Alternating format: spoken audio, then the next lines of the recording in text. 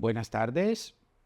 En este apartado donde vamos a hablar de la microbiota, vamos a tener varios temas porque es uno de los elementos más estudiados por la comunidad científica hoy día. Tanto el microbioma como la microbiota juega un papel fundamental en el génesis de muchas de las enfermedades. Tanto de que la microbiota se le conoce hoy día como el segundo cerebro. Entonces vamos a tener varios apartados dedicados a la microbiota. Quiero que la conozcamos, qué es el microbioma, qué es la microbiota, y luego vamos a ver en cómo la podemos fortalecer, incrementar, cómo podemos combatir las enfermedades que tienen que ver con la microbiota. Vamos a pedir la bendición de Dios. Señor, te damos gracias en esta tarde por darnos la oportunidad de estudiar una parte más de nuestro cuerpo. Danos tu compañía, tu bendición en el nombre de Jesús. Amén. Comencemos diciendo que el microbioma es un conjunto de los genes presentes en todas las células microbianas residentes en el ser humano. A menudo se confunde con el término microbiota. Pero entonces, ¿qué es la microbiota? Que tenemos en la boca, en la piel, en el intestino, en el cuero cabelludo, etc. Entonces, la microbiota es el conjunto de microorganismos que residen tanto en la superficie como en las diferentes cavidades del cuerpo, como la piel, la boca, los oídos, la vagina, el tracto gastrointestinal y otros. Comencemos diciendo de que, por ejemplo, en la boca, la microbiota bucal, que está compuesta más o menos por 6 billones de microorganismos, son los que nos ayudan no solamente como primera barrera defensiva, sino que comienzan gran parte en el proceso deglutivo para que muchos sustratos, muchos nutrientes se empiecen ya a pasar por ósmosis a nuestras células. Lastimosamente, cuando ingerimos bebidas demasiado calientes o demasiado frías, entonces dañamos estos microorganismos que componen la microbiota bucal. Los enjuagues bucales dañan la microbiota bucal. La gran mayoría de las cremas dentales saturadas de tantos químicos que ustedes conocen daña la microbiota bucal. Luego le vamos a dedicar un apartado especial solo a la microbiota bucal. ¿Por qué? Porque ahí es donde comienza la vida.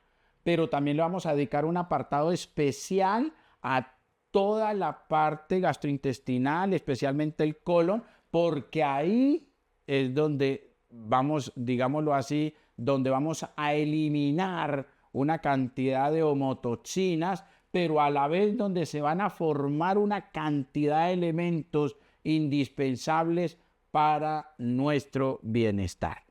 Entonces, en este primer apartado, vamos a ver la microbiota y la nutrición funcional. Comencemos recordando un elemento, una frase que les he venido enseñando permanentemente, martes, miércoles, jueves, sábado y domingo. Cuando la alimentación es mala, la medicina no funciona. Cuando la alimentación es buena, la medicina no es necesaria. Por eso el padre de la medicina, Hipócrates, decía que tu alimento sea tu medicina, que tu medicina sea tu alimento. Y también lo dijo el apóstol San Pablo en Hechos 27:34. Os ruego pues que comáis por vuestra salud, porque ni aun así ni un cabello de vuestra cabeza perecerá. Entonces vemos como un hombre de ciencia como Hipócrates y un hombre de Dios, un varón de Dios como el apóstol San Pablo, en épocas diferentes, en lugares diferentes, llegaron a la misma conclusión. Cuando la alimentación es mala, la medicina no funciona. Cuando la alimentación es buena, la medicina no es necesaria. Entonces, comencemos diciendo en esta primera parte de este apartado, la microbiota y la nutrición funcional, que el tubo digestivo es estéril hasta el momento del nacimiento. Y más, si tenemos un parto por el que, si tenemos un nacimiento por el parto, por el canal natural, entonces, a partir de entonces, empieza a colonizarse por microorganismos procedentes de la madre, procedentes del alimento ingerido y el entorno del recién nacido.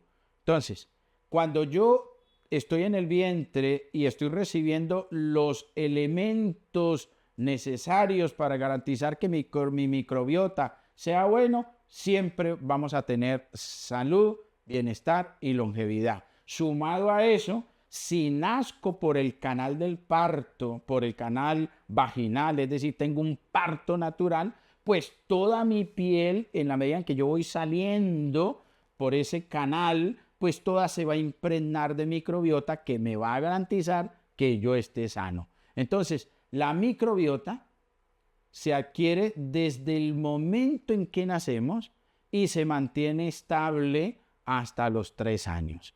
A partir de ese momento se pueden producir modificaciones en la flora intestinal a causa de los cambios dietéticos mantenidos en el tiempo, a través también a través del ambiente donde nos estamos desarrollando, y el estilo de vida junto con los hábitos nos van a garantizar que tengamos una microbiota sana, totalmente sana.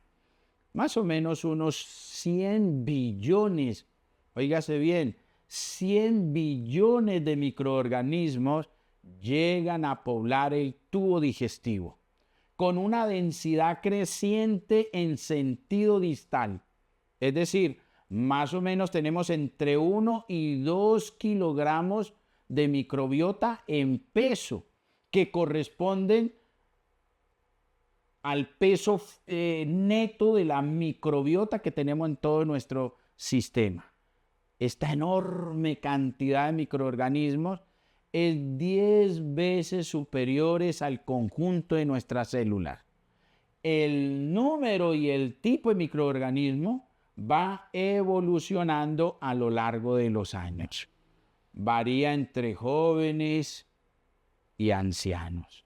Y su variedad depende de peculiaridades del entorno, de la dieta, de los hábitos, del estilo de vida que día a día nosotros tengamos. Al conjunto de todos estos microorganismos, es decir, bacterias, virus, hongos, que nos colonizan en los diferentes órganos y sistemas, principalmente en el sistema digestivo, en el tubo digestivo, en lo que llamaremos microbiota. Antiguamente se le conocía como la flora intestinal y sabemos que tiene un papel esencial en la regulación de numerosos procesos fisiológicos. El microbioma humano es el conjunto de genes de los diferentes microorganismos que nos colonizan.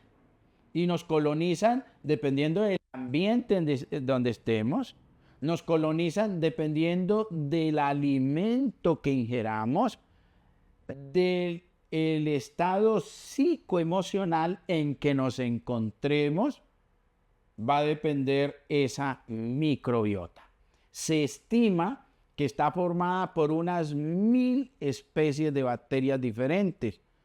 Y vamos a ver cuando empecemos a ver esta microbiota en cada uno de los sistemas específicos, vamos a ver, por ejemplo, que si yo quisiera controlar mi peso, entonces los microorganismos que necesito ingerir van a ser diferentes si tengo una cardiopatía, van a ser diferentes si tengo un problema renal. Pero en términos generales, las tres grandes familias de estos microorganismos son, número uno, los firmicutes, que normalmente son los lactobacilos y los Clostridium.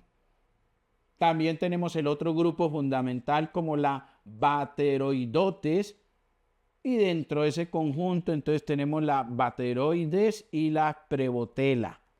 También tenemos las actinobacterias fundamentales como la Bifidobacterium, de las cuales vamos a hablar muy específicas, como les decía. Si voy a hacer un tratamiento cardiovascular, hay unos microorganismos, hay unos probióticos específicos para la parte cardiovascular, microorganismos o probióticos específicos para el riñón, para el control de peso, para la flora vaginal, para la flora gastrointestinal, para la piel, si es que tengo una dermatitis crónica o tengo una psoriasis, etcétera. Aunque la microbiota intestinal tiene una gran capacidad de resiliencia, hay factores que pueden provocar cierto desbalance en su estructura y función, perdiéndose el equilibrio y va generando una disbiosis intestinal. En estos casos, entonces van a predominar especies bacterianas no beneficiosas que van a predisponernos a alteraciones de la permeabilidad epitelial. Entonces vamos a tener un síndrome a nivel intestinal, un síndrome permeable, o vamos a tener una colitis, vamos a tener una disfunción en cada una de esos órganos del sistema digestivo, se van a empezar a generar infecciones permanentes, se va a activar el sistema nervioso entérico e inmune local en el área donde esa disbiosis se está desarrollando. Veamos algunas particularidades importantes de esta microbiota. Ella interviene en la producción de ácidos grasos de cadena corta.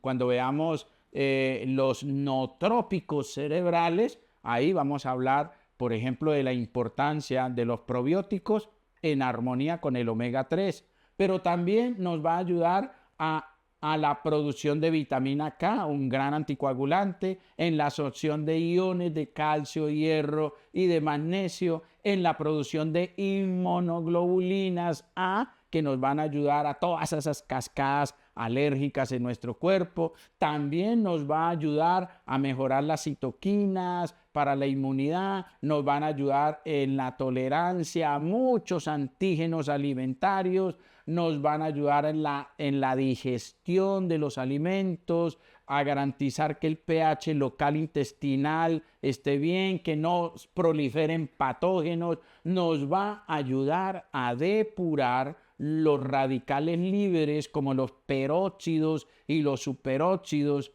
También nos va a ayudar en la estimulación de la producción de mucina intestinal y con ello a mejorar la función de la barrera intestinal. Coloquemos un ejemplo. Cuando usted tiene una ensalada densa con aceite de oliva prensado en frío, con jugo de limón, entonces la microbiota coge el ácido butírico presente en esos vegetales y los convierte en butirato. ¿Para qué? Para formar un moco, una mucina que va a proteger al intestino para que los ácidos biliares excedentes allí no vayan a generar una inflamación permanente que pueda terminar en un cáncer de colon.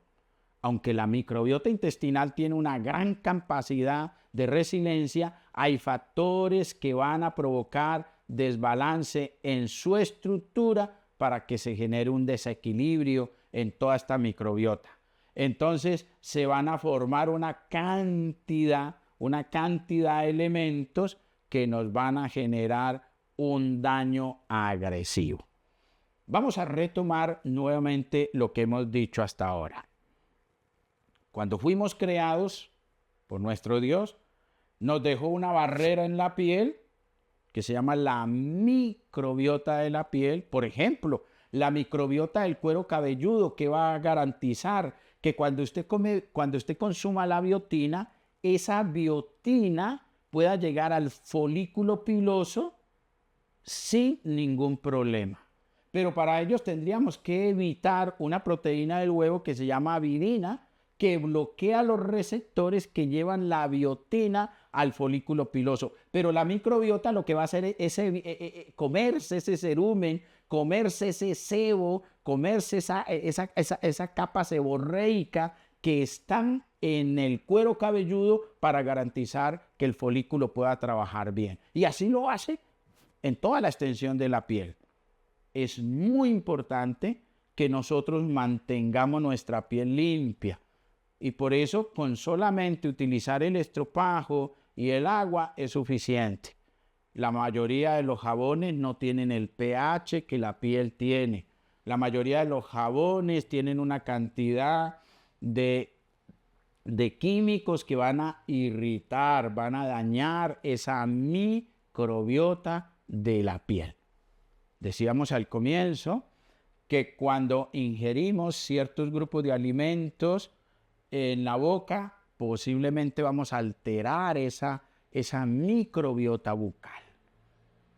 Muy importante porque ella es la que va a preparar, va a condicionar que ese bolo alimenticio que va a llegar al estómago no nos vaya a generar agrieras, acidez, llenura, gases y nos vaya a generar dolor epigástrico y todas esas molestias que muchas personas sufren. ¿Cómo poderlo garantizar?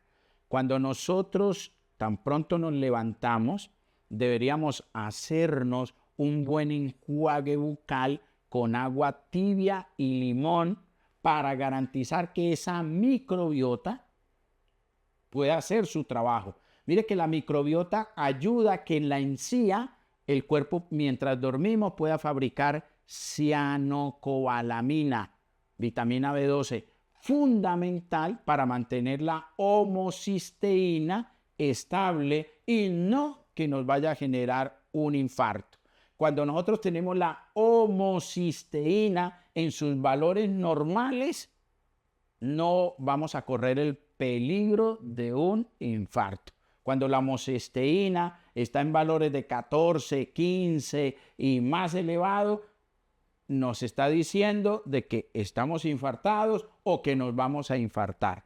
Y mire que la microbiota bucal en la encía nos ayuda a producir vitamina B12. En la lengua nos ayuda a producir óxido nítrico. Por eso es muy importante que aprendamos a cuidar la microbiota bucal.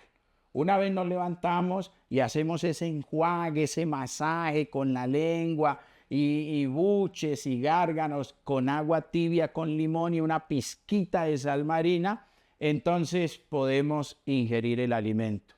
El ideal siempre es que no cepillemos después del desayuno. Si nos cepillamos antes del desayuno, vamos a sacar ese óxido nítrico, vamos a sacar esa vitamina B12, esa cianocobalamina, y va a terminar lastimosamente en la cañería, cuando debería ser parte de nuestra nutrición. El alimento principal para garantizar esa microbiota, fruta fresca, abundante, al comenzar el desayuno. Cuando usted se consume, por ejemplo, una libra de patilla o de papaya o de melón o de pulpa de aguacate, la mastica bien, la ensaliva bien, usted está garantizando que la microbiota bucal pueda hacer su trabajo de desinflamar y de protección. Vamos a darle gracias a Dios por esta nueva enseñanza que Él nos da. Gracias, Padre, por amarnos y por este conocimiento tan sencillo. Ayúdanos a cuidar nuestro cuerpo, te lo agradecemos en el nombre de Jesús. Amén.